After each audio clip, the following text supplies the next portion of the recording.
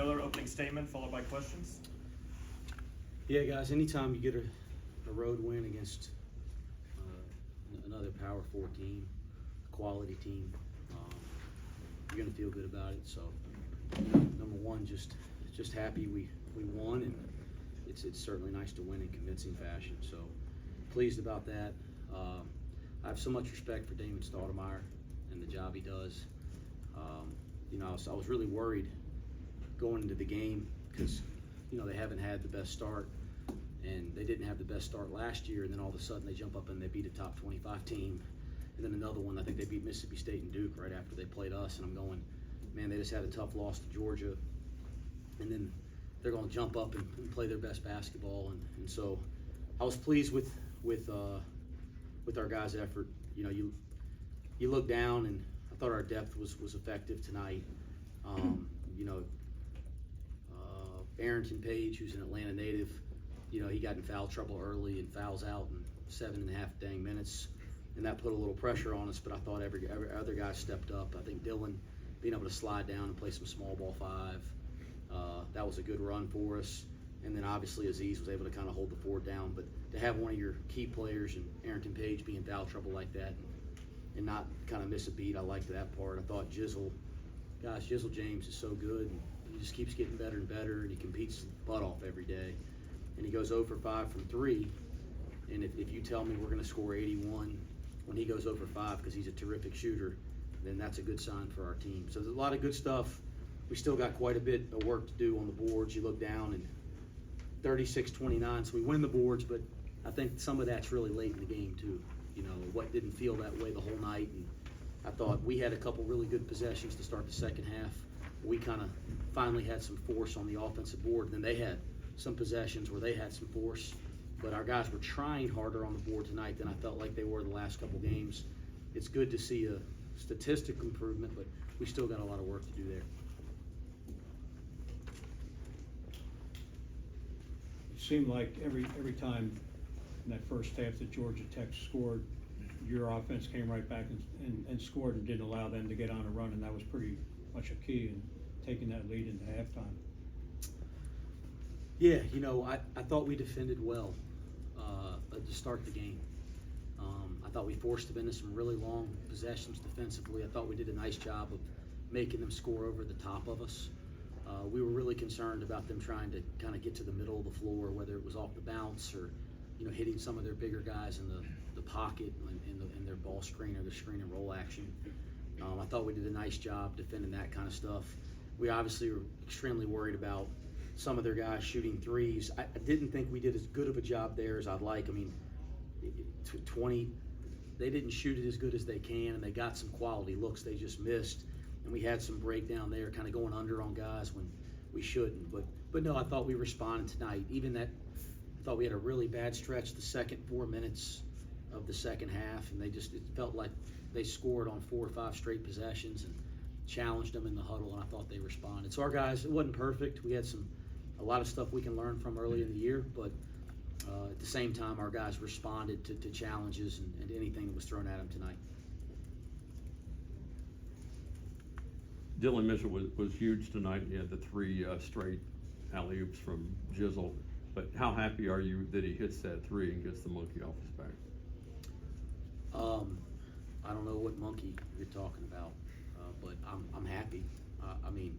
He's worked at it like crazy. He's making them in practice. It actually took longer than I thought for him to make one in the game, because to me, when you do it in practice, it carries over to games. So it's like everybody's been talking about how well CMOS is shooting it. It's nothing surprising to me because we see it all the dang time. Same thing with Dylan. He's been making plays. It's good to see him starting to find his confidence in games, but we know that's coming. But he had a terrific night tonight. Does it feel like you have more knockdown shooters when compared to last year? Look at Hickman and Tyler Betsy kind of complimenting CMOS. Yeah, well, first off, they did a good job of taking us off the line early in the game.